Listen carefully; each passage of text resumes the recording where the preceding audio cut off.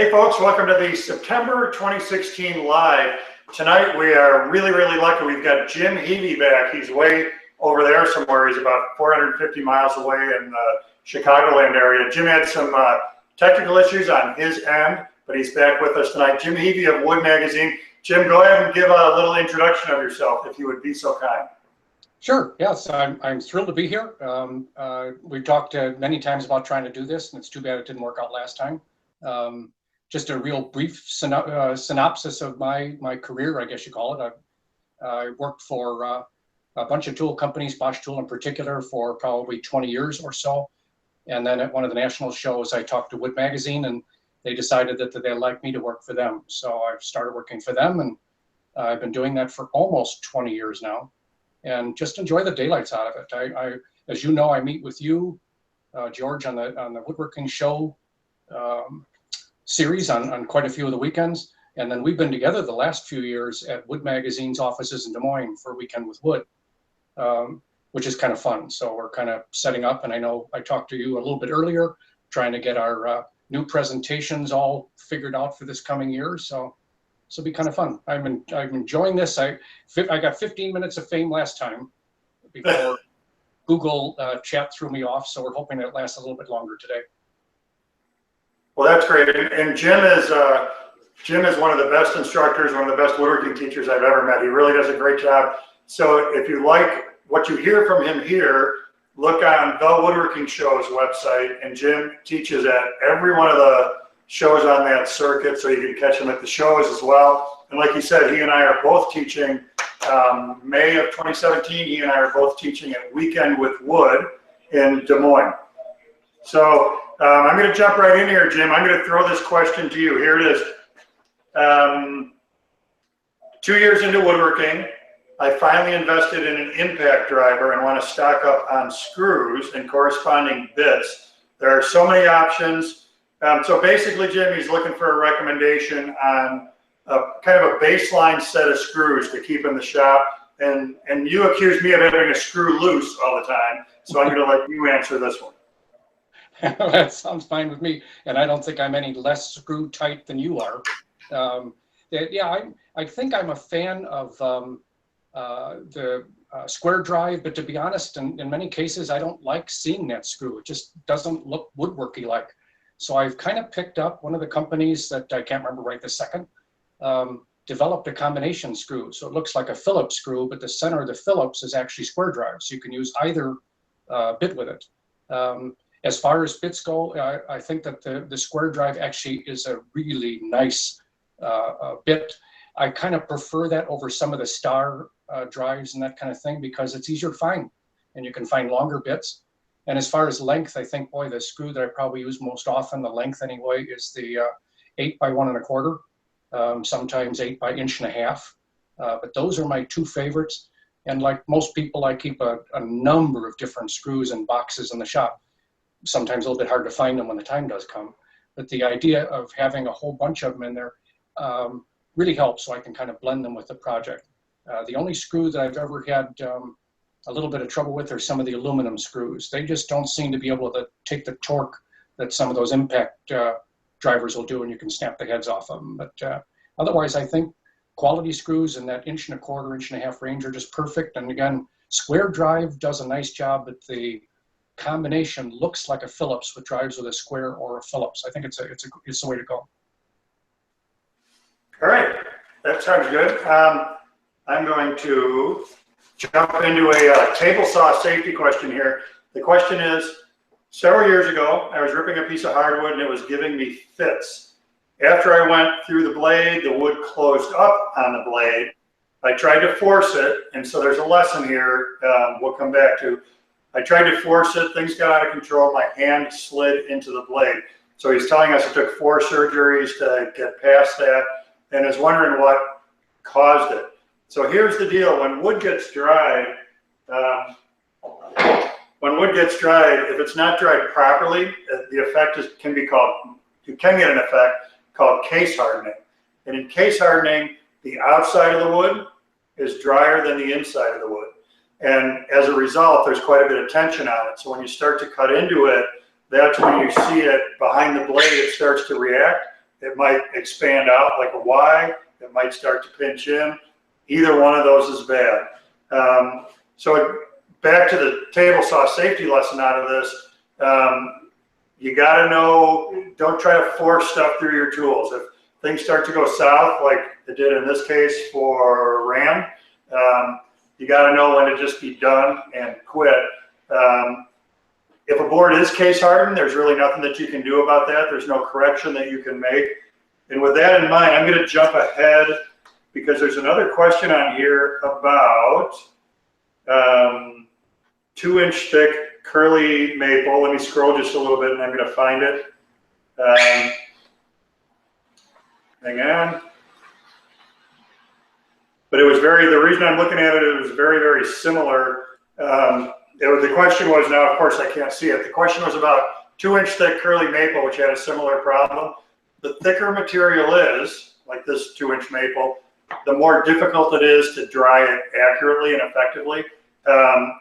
So again, if it's case hardened, there's really nothing you can do about it. You just got a stick of wood that is going to be hard to use.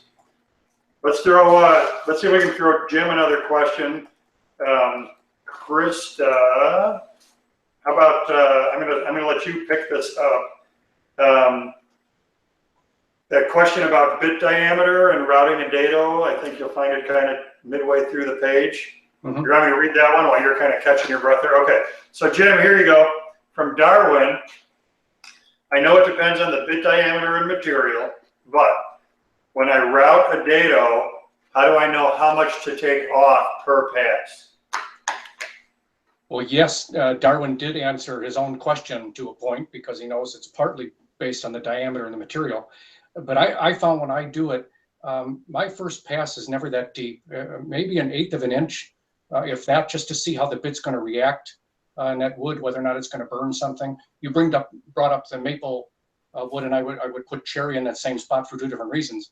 If you try and dado something a little bit too deeply and the bit begins to heat up, you'll burn those bullets really nicely. So normally when I do my dados, I'll set up, make sure that's a sharp bit, of course, but I'll set up to make sure that my first dado pass is like 1/8 of an inch. And then if it dadoed really easily, if the router bit ran right through there and boy, it just seemed like there was no strain on the router at all, then I'll drop another 1/8, maybe even a little bit more than that. And then it's my matter of normalcy, if you will. I normally don't dado anything more than 1/3 the thickness of the material I'm working on. So if it's a 3/4 inch material, there's never much reason to go beyond 1/4 of an inch. So I'll make maybe 2 passes in that, which I think is a good idea all the time, multiple passes. But in this way, you get a chance in the first pass to see what happened, and the second chance to get the depth and the routing speed or the router bit speed down. You'll have no problem after that. Does that make sense? May I ask add one more thing too? I found that in that wood where it was splitting on you, besides the case hardening issue, I found that branch wood has a tendency to do that too. With that horizontal growth has an awful lot of tension built into it because it's trying to overcome gravity on a horizontal. And sometimes that board really splits. So I'm going to suggest to people all the time that splitter should be on the saw without a thought, for one. And as soon as it starts to react, now I think you mentioned that, it's time to quit, because generally those don't get better. Even if you rip them and then take a long look, that board almost seems to curl again. So you're going to do that 2 or 3 times and you'll never get past it. So to me, that's another issue with that wood splitting, which is really, that gives you the reason. And I think an issue that people run into, I know a lot of people buy their woodworking material at home centers, number 2 pine. And one of the things to keep in mind is that if you're working with 2x4s, if you're working with off-the-shelf number 2 pine from a home center, they've been dried as construction grade material, not as furniture grade material. So if you go to a hardwood supplier and you buy furniture grade number 2 pine, it is absolutely beautiful stuff to work with. When you buy number 2 pine 1x6s, 1x8s off the shelf at a home center, dried as construction grade means the moisture content hasn't been brought down to where we'd like to have it for furniture. Furniture in the shop, we'd like to have it 6 to 8% moisture content in our material, and that stuff isn't there. So it makes it kind of inherently hard to work with. Question, Krista? No, but we do actually have a viewer watching from Japan. Japan, that's a new one. Thank you for letting us know. Yeah. Oh, do I have a question? Yes. For either Jim or I, yes. You may choose. I'm sorry. Charlie would like to know, is it safe to use a cleaning stick on a Supermax 1938 drum sander? Well, let's throw Jim a question, and Krista and I will make a move to the sander. While Jim is answering, we can move and we can demonstrate. Okay, so you want me to talk about that? I've done it quite often. No, we'll do it live on the sander, Jim. Krista's just scrolling through to find another question you can answer here. What? There's just pick one. We'll let Jim do a commercial. Jim, talk about what topics you're teaching at the Woodworking Show this year. Okay. You know? I don't know yet. The show starts, I feel terrible saying this. The show starts in the first week in January in Baltimore. And I normally change my presentations every year. I have a tendency to bore myself. And I find that if I teach the same thing I taught the year before, that it'll appear as though it's kind of a canned presentation because it's getting old. So my feeling right now is that I'm thinking about going back to technique type things. I've done finishing and some other things, and I haven't done technique in a while. So I'm thinking maybe router techniques, maybe table saw techniques, that kind of thing is my thought. I think it'd be kind of fun to do something a little bit different every year. So this is what my plan so far is. Wonderful. Jim, we have a question from a viewer. He wants to know, what is the best technique to use when planing with a handheld power plane? Unless you plane a board that is 6 inches oversized, I can't see how you can do it, keeping the plane in contact with the board for the whole length. He's right. It's really hard to keep one of those planes, especially a lot of them that we see here are set up for about 3 1/4, which isn't even the width of a 2x4. And it's hard to kind of keep those flat and true, especially if you're trying to do a really long length. If I'm going to use a method to try and flatten something long term or longer than I could normally easily do with a hand plane, even a powered hand plane, I like to set up a router, and I set up a couple of the small little L brackets. You can buy that material at Home Depot and stuff, the nice long channel stock, and set that up, and then put a little platform on your router base and use a router bit to actually run back and forth across that platform. And you can take long expanses of material and perfectly flatten one side. It's a technique that works for the smaller boards, but more importantly, if you're trying to flatten something really big and really wide, most of us don't have a 16 or 18 inch joiner at home. If you do, you're probably not listening to this program or my presentations either. But doing those and flattening them with a router is a great way to do it.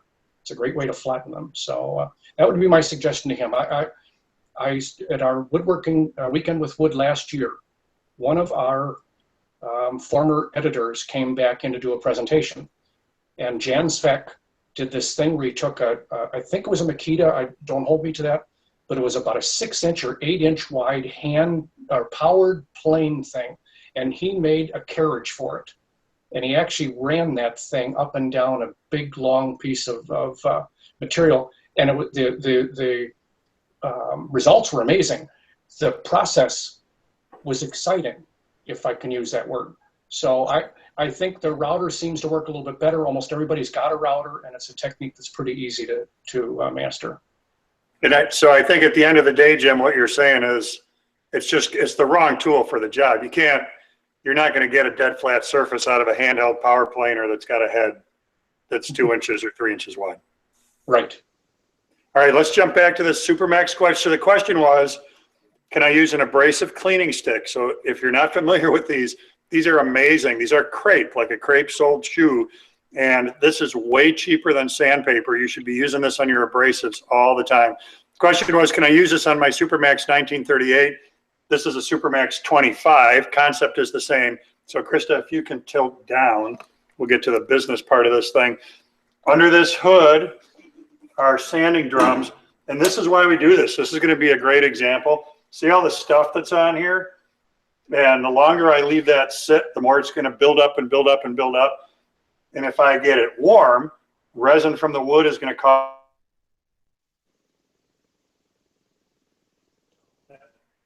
And I pull this abrasive cleaning stick back and forth. Watch how amazing this is. It's going to be just a little dusty for a sec. Isn't that incredible?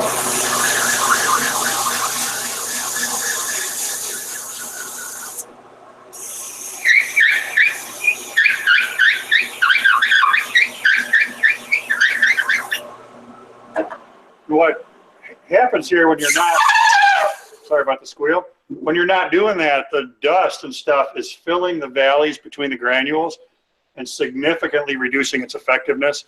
The abrasive cleaning sticks, certainly you can get them at specialty stores like Woodcraft, Rockler, Acme Tool, those kind of places. Some home centers also carry them.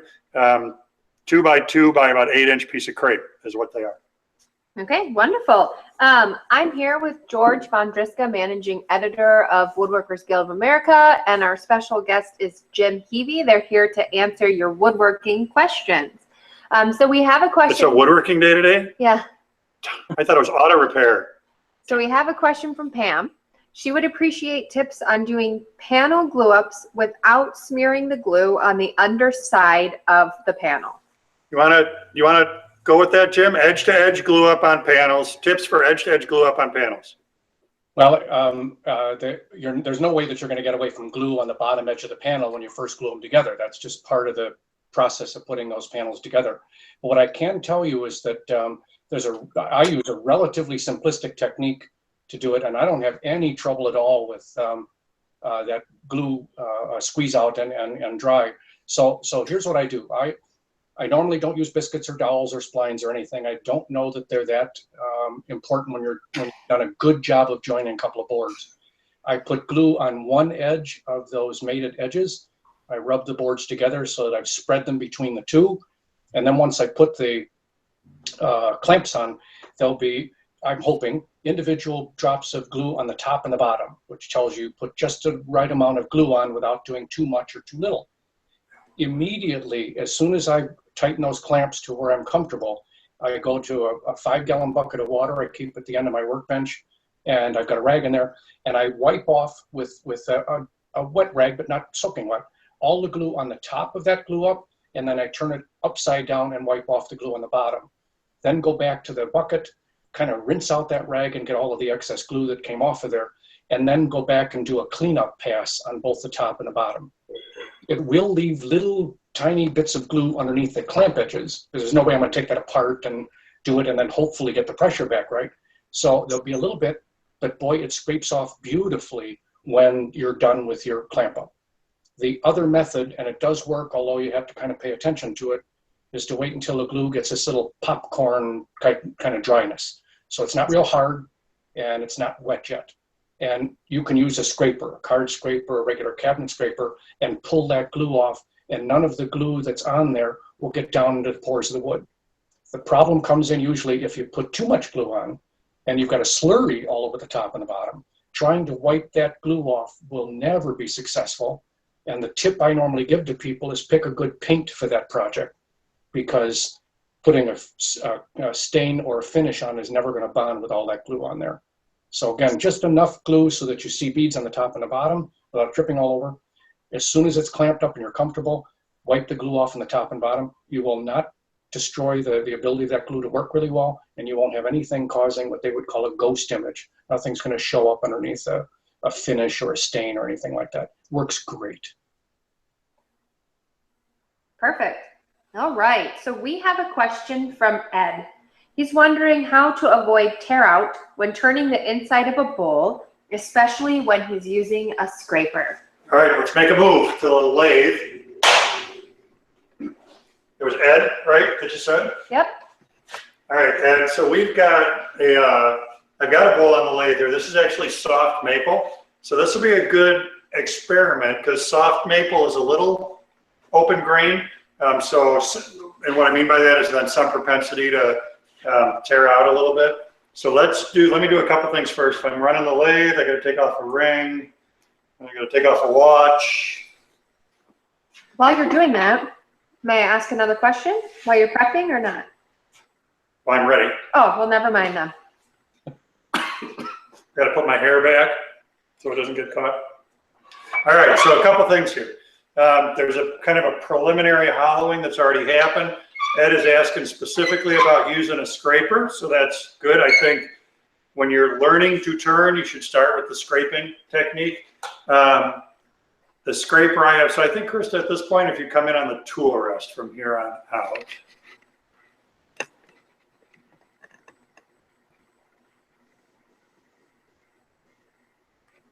Very nice. So this particular scraper is a 1/2 inch round nose, half inch is its width. The first answer to this question is the tool has to be sharp. When you sharpen a scraper, it's interesting in that sharpening is going to put a little bit of a burr on this edge, on the top of that edge. And we need that burr to stay on there. You leave it in place. Then the next thing is feed direction, what's really important. What we want to do, and when I teach my bowl turning class, students have a hard time with this. They want to, it's kind of natural to want to sweep both ways. And what we really want to do is go from large diameter to small. And that has to do with the grain structure of the material itself to optimize the surface finish. So let me throw on a face shield so it might kind of start to sound like I'm underwater here.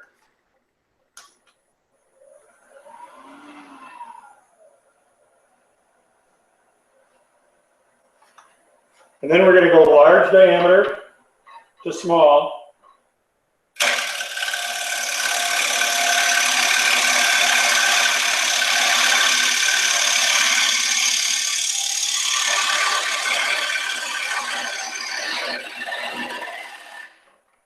Now, one of the things I really like that I'm seeing here is the shavings that are coming off. Watch this again. Isn't that beautiful? That shaving,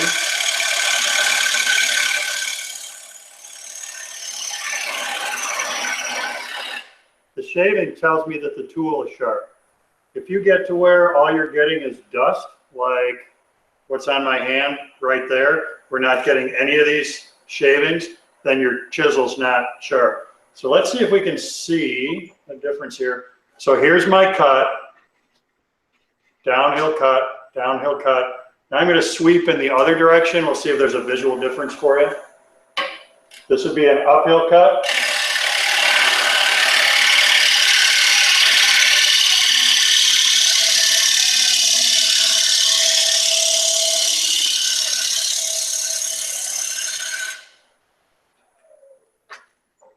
The chisel is nice and sharp, so in all honesty, it's not too bad. Now, one of the things to be aware of, and this might be too subtle for our camera, not for Krista because she's good at this, but just the camera itself.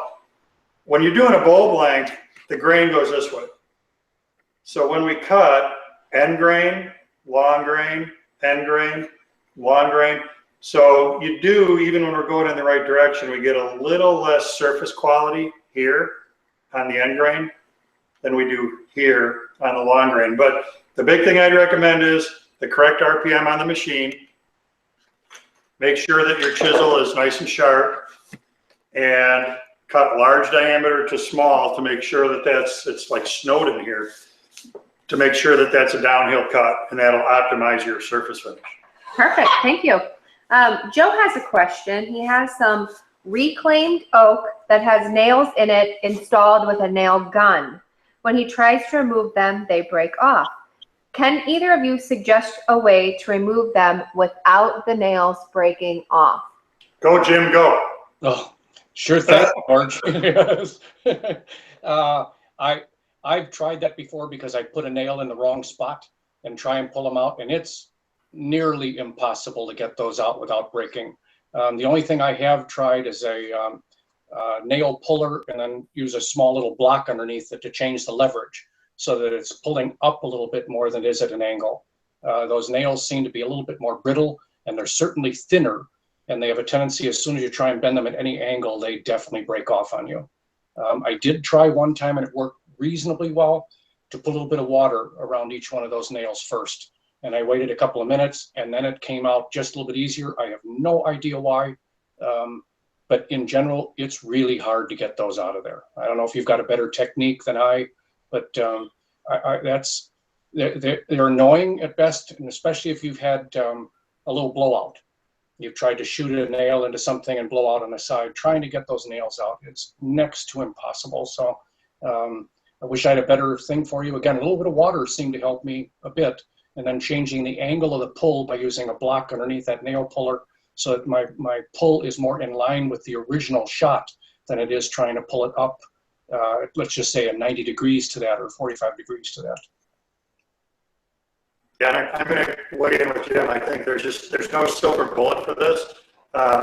When you look at people who are working with pallet wood, this is probably the #1 point of discussion, is how do you disassemble a pallet so that the parts don't shatter as you're getting them apart, and you're not constantly cutting through nails or staples, and it's just not easy. And if other viewers have solutions for this, please feel free to put them in the comments, because I don't have a great answer. Okay. But Krista might have a great question. I do have a great question for George Vondriska, the managing editor of WWGOA, Woodworkers Guild of America, and our special guest, Jim Heavey. Here comes the commercial plug, everybody. Like us on Facebook, follow us on Twitter, sign up for the newsletter. I think there's Instagram. WWGOA on Yep. Instagram. Everybody go out and do that if you haven't. Okay. And then, Jim, do you want to tell people to subscribe to Wood Magazine? Go ahead. Yes, I will, and you did a nice job of that already. Woodmagazine.com. Our site, our internet site has just been redone. It's awesome. So it's a nice thing for people to get in there, and you'll be surprised at the amount of information you can find without having to be a subscriber. They'll cut my throat off for saying that. But the idea is that you get a chance to see what it is we do without getting in to where you're involved as a subscriber. Although, to be honest, I honestly believe I don't think there's a better magazine. We cater to beginning and middle of the run mill woodworkers, and it's just a great place for people to get updated on new things, tool reviews, and that kind of stuff. So that's my commercial. But yeah, check out our site. I think you'd love it. And is it wood.com or woodmagazine.com? I think you can get onto it from either direction. Wood.com is on there. Woodmagazine.com will get you there too. Sometimes a little bit around the corner, but yeah, same concept. So then, as long as we're here, so of course we're promoting WWGOA. Jim is talking about Wood Magazine, but we can share promotion. Jim, do you know for Weekend with Wood in May of 2017, do you know, are there still spots available for students for that? Jim and I both teach there. That's why I'm saying we can share that. Are there still openings for people? There are still openings for people. We have a maximum of 25 per class. We feel that this shouldn't be a cattle call. You know, it's no fun going to a class where you're trying to learn something with 200 people in it. So it's 25 people to a class, and we'll occasionally run a second class if one of them fills up fairly quickly. But the idea is kind of get in early and sign up for what it is you want. We use high-def cameras and big screens, even though you're kind of sitting right in our face anyway, to see what's going on in there. I think when I talked to them the other day, I think we have probably the first 25% of those are already closed, numbers of people coming into it. So it'd be interesting to see how we do, but in general, we fill up those classes pretty well. So usually by first of the year, this runs in May, I think the 18th to the 21st, we have pretty much filled up those classes. So it's kind of pick what's left. But yes, if they come in to take a look, and again, you can come in, just go to weekendwithwood.com, take a look and see what's there and see all the instructors and that kind of stuff. You'll be surprised. All right, now we can get to Krista's question, I think. Ready? Yeah, we have a lot of questions, okay, so we need to go. We're going to kick butt in the last 30 minutes here. Here we go. We need to move. All right, so someone would like to know, what is the hoopla about parallel bar clamps? He's been using trusty pipe clamps as long as he can remember. Is there a return on making an investment in these not so cheap clamps? All right, so I'll take this one, Jim. So the first part of the answer is, yeah, you're right. They ain't inexpensive. Parallel jaw clamps, I don't know, last time I looked, somewhere around like $1 an inch. The big benefit to them is that, there you go. is that, as the name implies, the jaws on these remain parallel to each other, no matter how much pressure we put on them. So my antidote for this is that back in the day, when I first opened my school in '98, and I was doing a lot of custom work, I had one set of parallel jaw clamps. If I was gluing together 20 cabinet doors for a job, I'd glue them one at a time and put them in the parallel jaw clamps. And the reason is, I find it's significantly easier to keep your stock, your material straight. With trusty old pipe clamps that he referred to, what can happen is that when we put pressure on the jaws, when we put pressure on the material, the jaws can cock, and or the pipe can bend a little bit. The other thing to be real cognizant of with these is, if you've made your pipe clamps from black pipe, the glue itself can loosen the black coating. It can migrate, it can telegraph into your work pretty deeply and be really difficult to get out. So with the parallel jaws, the jaws don't cock. The beams are not made from black pipe. I think I'm a huge advocate of them. I think go out and buy one pair about 30 inches long. That's a pretty useful size. And then just see, if you find you're using them all the time, add another pair and another pair, and then give them this, Krista. Well, can I just ask another clamp question quickly? I want them to see all my parallel jaw clamps. Okay. And then they'll tell two friends, and they'll tell two friends, and then eventually you'll have that hanging on your clamp rack, which is a wonderful thing. Okay. Eric wants to know, how is his money best spent on clamps? What types, what sizes, quantities, etc.? Yes. You want to jump in on, you want to make a clamp recommendation, Jim? It's kind of it's a tough one depending on what you're doing, huh? Yeah, I agree. You know, that old saying is you never have too many clamps, and that's definitely the truth when it comes to any type of clamps. But I started with, I think that Bessie, who was one of the original manufacturers of these parallel clamps, had a 24-40 combination group. So you had a 24-inch group and a 40, and allowed you to do almost anything. If it were me, like George was saying, most of us, if we've been in woodworking for any length of time, and certainly as we get older, people say, well, what do you want for your birthday? What do you want for Christmas? And my standard answer is, no, I don't need anything. I have everything I want. So, and it sounds terrible, but I will buy myself a set of clamps and thank the person that wanted to give me a gift for doing that. It allowed some way to justify the fact that I'm buying more expensive clamps, but I'm like George, I hardly ever do anything that I'm not using those clamps for. And the other thing that I know George has mentioned in his classes is when you lay those clamps on a flat work surface, the bar that you're clamping things to is parallel to the work surface. So if you start with something parallel and flat, the glue up is parallel and flat. Or on a pipe clamp, those little ends can twist a bit and you have no idea whether or not they're sitting flat. So there's no way until after the glue sets up to know whether or not your glue up is actually flat. I can't talk about them more highly. And the way to buy them is piecemeal, if that's how you're going to do it. And the sad fact is that you can now go on eBay and find an awful lot of them for sale, because a lot of us woodworkers have gotten older and our significant others are selling our clamps for what we told them we paid for them. So they're a little bit cheaper to buy them that way. The upshot of it is you can never have too many clamps. So slowly but surely build your supply that way, but you'll never go wrong with the parallel clamps. Perfect. All right. Phil says, I buy my lumber from a retail box store and find, regardless of how much I search, I always end up with crooked wood. I've got limited funds and want to buy a jointer or a planer. Which should I get first? Joint planer, a plane joiner.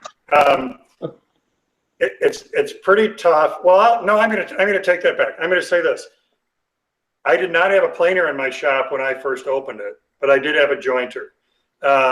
And I worked without a planer for actually a surprising amount of time. So I'm gonna say, if you're gonna pick one, I would go with the jointer. You can face joint, you can straighten the edges. And in my classes, I make a real big deal out of starting with a reference edge. You gotta have a surface that's smooth, straight, square. And if you don't have that, getting anything else to come out right is pretty difficult. That's the cornerstone of the project, is getting that first surface smooth, straight, square. And you can do that with a joiner. You can't do that with a planer. You can't edge joint stuff on a planer. So my recommendation would be start with a joiner and then add a planer when you can. Jim, do you want to concur, or do you want to tell me I'm an idiot?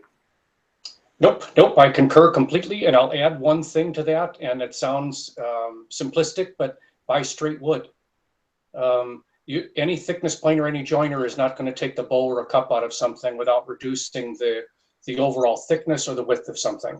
It's just not going to happen. So for these people buying their stuff at a big box store, they've been stacked up in big piles. The box stores are really dry inside, so the boards continue to dry there at unequal edges. So pull out the first few, look for the straightest, flattest ones you can find, and don't settle for anything less. And when you get back to your shop, sticker them so that they allow that moisture to go in and out a little bit more evenly, so that now what you're getting is a board that started straight and stays straight. I agree though, joiner is a more versatile tool than a thickness planer. It can't make anything parallel, but it can make something flat. And I think that I would go with a joiner before I go with a thickness planer. All right, fire away, Krista. Perfect, thank you. Rick says, if I have a table saw that can run on 110 or 220, how much of a benefit is it to run the 220? Well, I get foggy on this, Jim. But I think at the end of the day, I don't think that you're getting more power, but I think you're using fewer amps. But I will take advice from Jim and or anybody else who wants to weigh in on benefits of 220 volt tools. Yep, you're exactly right. At the end of the day, you're using the same amount of electricity. The difference is that with 220, the extension cords or the cords that are in there are not using as much amperage per cord, or the line that's coming in. That doesn't mean that you're using less electricity. I don't know that it does any appreciable difference with even the power of the saw. It's just that what you can do is you can have two 15 amp type wires coming to something to run it at 220 closer to 30 amp, as opposed to a number 10 or something even heavier to try and run something at 220 amps. I just don't know that there's, a bigger motor saw that's only 110.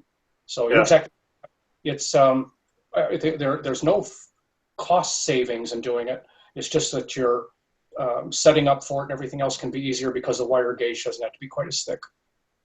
Okay, thank you. All right, Joy says, George, I have a lot of your DVDs, but I'm looking for some hands-on woodworking classes.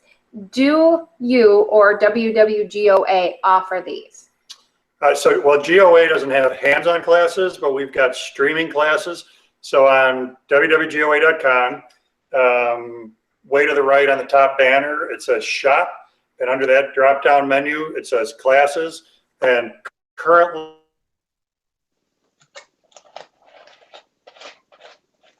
stuff there.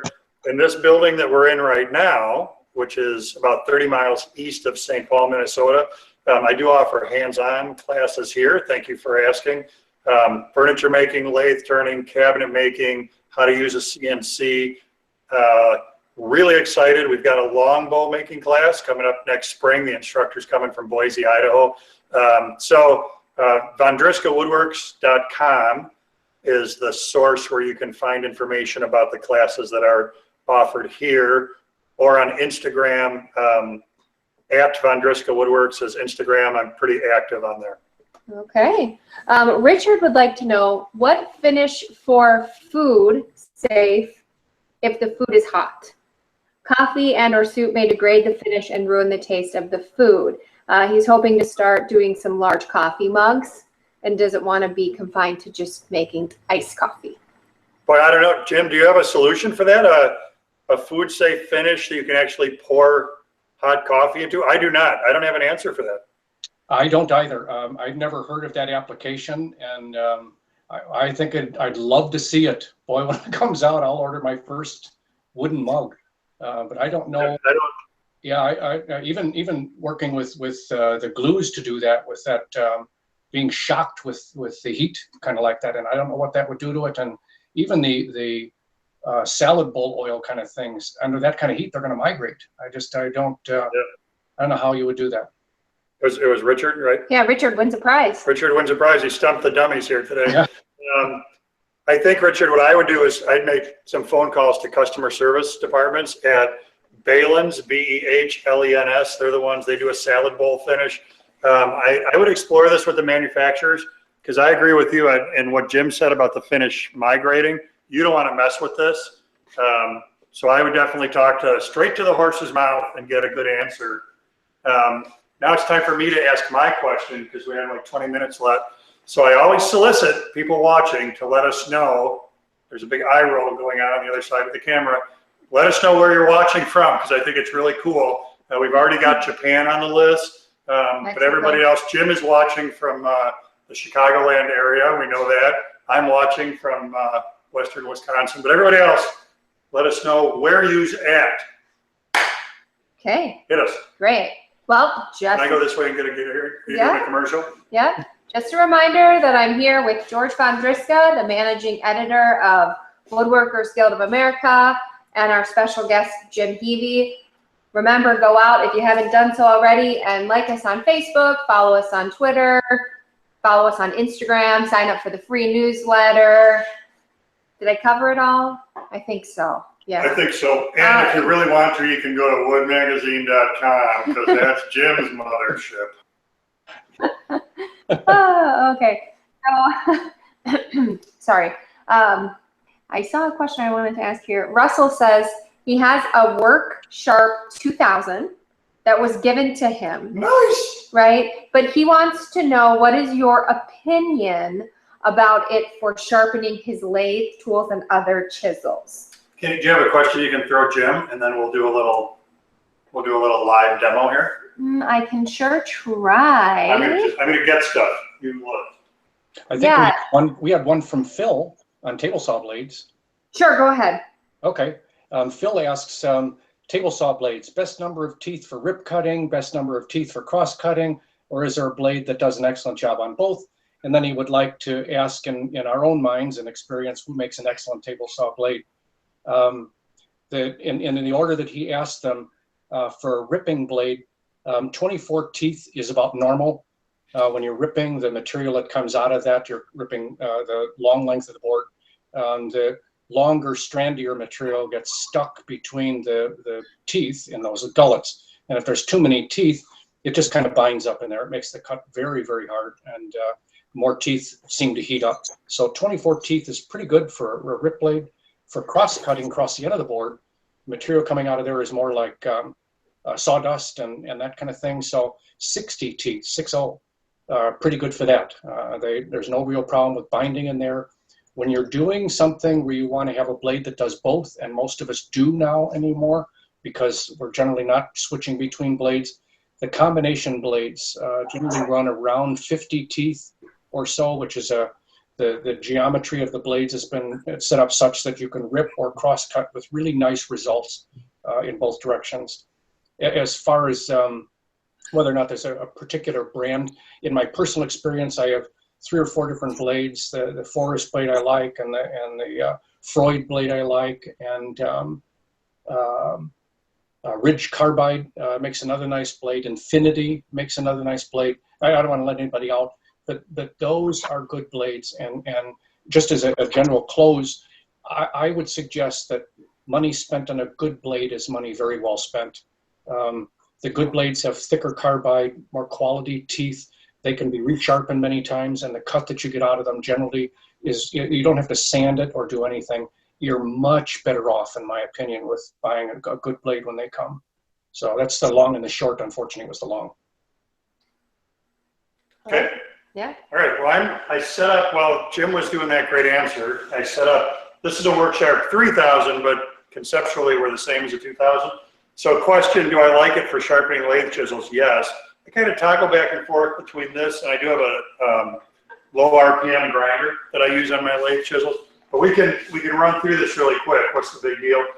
There's a plate. It's kind of like an old LP record player, for those of you in the audience who actually know what that is. That plate is glass, and there's an abrasive on this face. There's another abrasive on the other. so we can change that depending on how aggressive we're trying to be.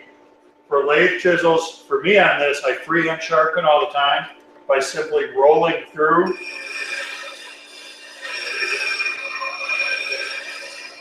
And this is, when I'm teaching turning classes, I encourage students to try to get the hang of this freehand because it's so fast.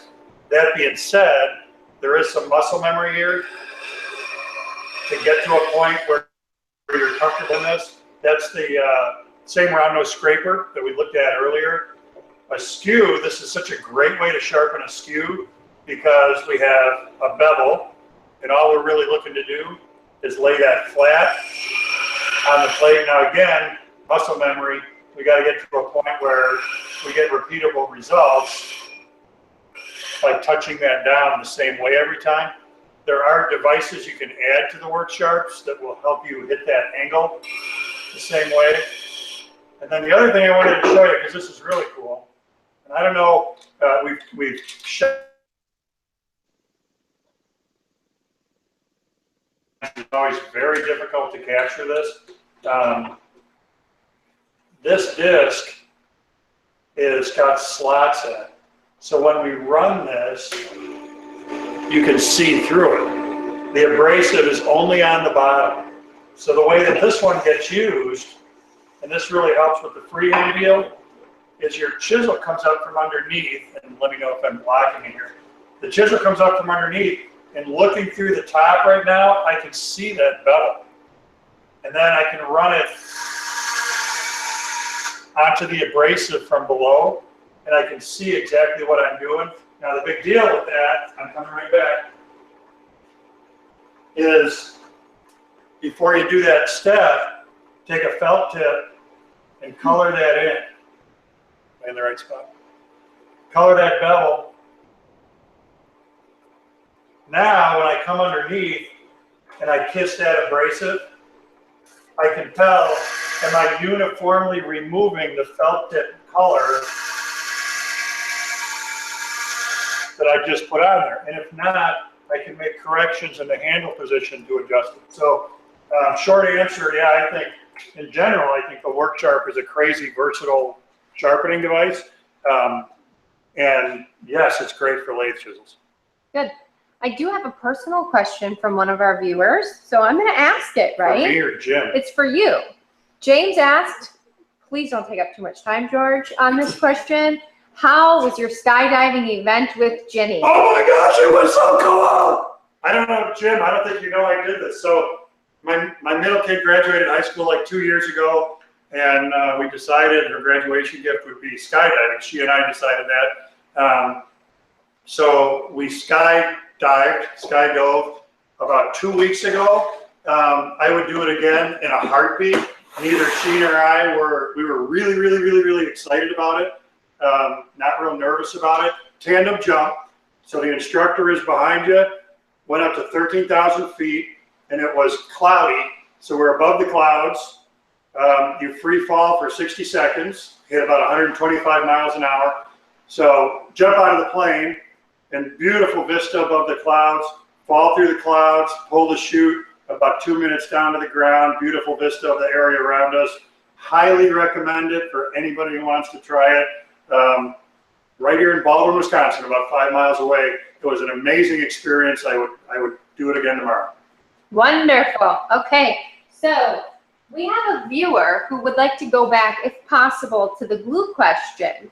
And the viewer saying that, George, you on WWGOA consistently say for glue removal that glue and water don't mix because of cupping. And I would also like to say that I'm sorry, we are not going to get to all these questions, but George will go back and answer them as soon as we're done. So no matter how long it takes, I answer all the questions. So hang tight, guys. Your answers are coming. So yeah, it's sorry, viewer's name on the glue, doesn't matter. Roger. Roger is right. So my thing with gluing, and I think Jim and I just have different approaches to this, and it is the amazing thing with woodworking is there's a number of ways to skin the woodworking cat. Jim mentioned this. I am a big advocate of allowing squeeze out to dry to a point Jim referred to it as popcorn-like. I call it rubbery. It gets to a point where instead of being a liquid, it's a little bit like caulk. And at that stage, when you catch it right there, you can take a chisel or a putty knife and just slice it right off of the surface. The downside of this is you got to monitor it. If you wait too long, it gets too hard. It's not going to slice off. If you go too soon, it's too liquidy and you're going to smear it all over the place. So I recommend you start with just a little bit of a test cut and see how that goes. And if it's going well, then you can sweep the whole thing. And whether it's an edge-to-edge glue up, where we have beads all the way down it that way, or I'm closing a mortise and tenon and glue has come out and formed on that inside corner. In all those applications, I let it sit, slice it with a chisel. I've got, and a good point on that, I've got chisels in my shop that are only glue chisels. And I sharpen them on a belt sander. They're not a WorkSharp kind of a thing. They're not razor sharp. Sharpen them on a belt sander. When they get all covered with schmutz and glue, I hit them on the belt sander again so that there's a relatively keen edge on there, but they don't have, you don't want them to be razor sharp. You want to be just sharp enough to slice under the glue. Great. All right. So Bruce says, George and Jim, I've heard people recommend to mill your rough stock to almost final dimension, then let it sit a few days, and then mill it to the final dimension. Why is that? Is it really worth the extra step? Go, Jim. Yep, to me, I think it is worth the work. I try and bring my stock down to where I'm pretty close to what I want. And one of the reasons, and again, it's more ethereal than it is, I guess, a scientific proven thing. To me, once I've removed some of that material, the material underneath that needs to acclimate, needs to take in moisture, give off moisture to kind of balance itself with the shop. If I've thickness planed something, or if I've book matched something, I let it sit for a couple of days and kind of do its thing. Once it does straighten itself out and it's kind of acclimated, now I'll go back and bring it down to its final thickness to finish up my project. I've done it both ways. I've had far more success by allowing that to kind of reacclimate after I've done heavier planing or resawing or something than I have if I've tried to just kind of muddle through it to finish the project in the same day I started. I don't know if that helps any, but that's my thought. Perfect. Well, good, then we can agree to disagree, because I have ever in my woodworking life planed a piece of wood and let it sit a day. Now, the acclimating part I do, because my storage is not this building. So I always bring my material in, summer or winter, it doesn't matter, and let it acclimate to this building before I cut it. But if I'm ready to go, I plane it to thickness or sand it to thickness or both, incorporate it into the project, and let's go, baby, go. So it's an interesting question. It'd be great to keep asking 20 other woodworkers what they do and see what they say. Well, Bruce was smart. He asked both of you, right? Yeah, and so in other words, Bruce, you don't have an answer because we have two different answers. Okay. I think we have time for a couple more quick ones. All right. Okay. Sorry about the rain, guys, if you can hear it. Mark says spray poly dries extremely slowly compared to a wipe-on poly. He lives in Dallas, Texas. What is going on? How can he get the spray poly to dry quicker? Is it, it's not humid. Is it humid in Dallas? Oh, it is humid in Dallas, yeah. So I think that's affecting you. You know, it's got to go on in light coats, but I get what you're saying. I've sprayed poly through my HVLP gun on a bunch of cedar signs. And as thirsty as that cedar was, I was surprised at how long it took for that polyurethane to get to a point where I could touch it, scuff sand it, second coat it. I think it's the nature of the beast. I don't know. I don't think there's an accelerant. I don't think you can blow air over it. I don't think you can superheat your shop. I don't think you can dehumidify. I think polyurethane is a slow drying product. I don't know, Jim, is there anything you would say about that? Well, I agree with you. It is slow, but all those finishes, they dry by the temperature and humidity. So, and Dallas is one of those places where it's warm and and damp, and it's going to take longer for that material to evaporate enough to finally dry. His wipe-on is going to dry faster because it's thinner. It's got a lot of mineral spirits, probably 50% mineral spirits. So that's going to seem like it dries a little bit faster, but he's not getting the protection he would have gotten had he put on, a full coat of poly. So other than a change, and you're a big advocate of it, other than a big change to water-based type poly, where you're going to get that drying a little bit faster because you don't have the oils in there that take a lot longer to evaporate out of there. I don't know that there's much of a chance that he's going to find a way to make poly dry any faster than it wants to dry on its own. Hey, yeah, we're having a little bit of a hard time because it's really raining, so apologize, guys. I'm just going to do like one more, maybe. Hopefully the sound is okay. Eddie wants to know, George, are you ever planning to do a segment on, I just got to grab it here, it just went away, on Shopsmith for all us small shop people? That would be great. It'd be a throwback. I worked for Shopsmith for a long time.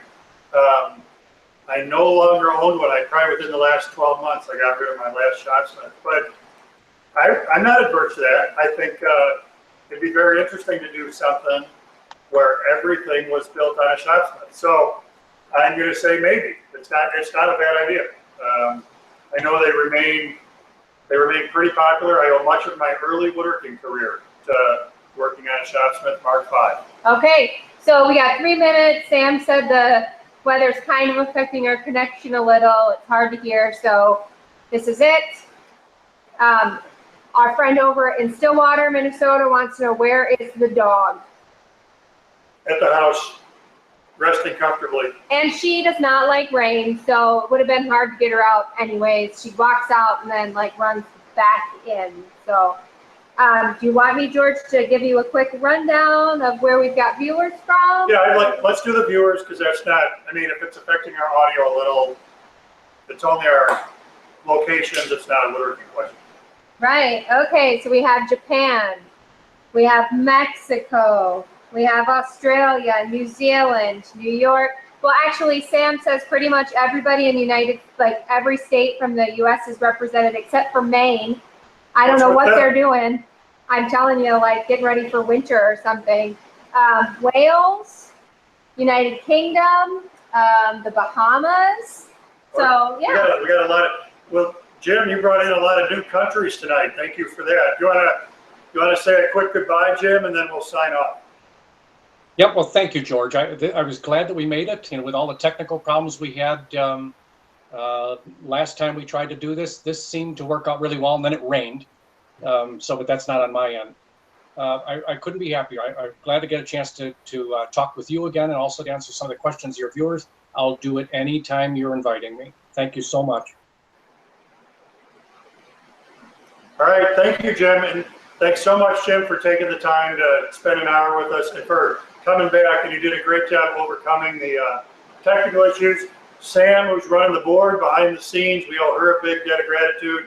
When we lost Jim, last time, she was typing the skin right off her fingers trying to get Jim back. George Jr. started running camera tonight. He's gone. Krista finished on the camera. So thanks to the two of them. Thanks to all of you for watching. And we are ready to sign out. We will see you in October.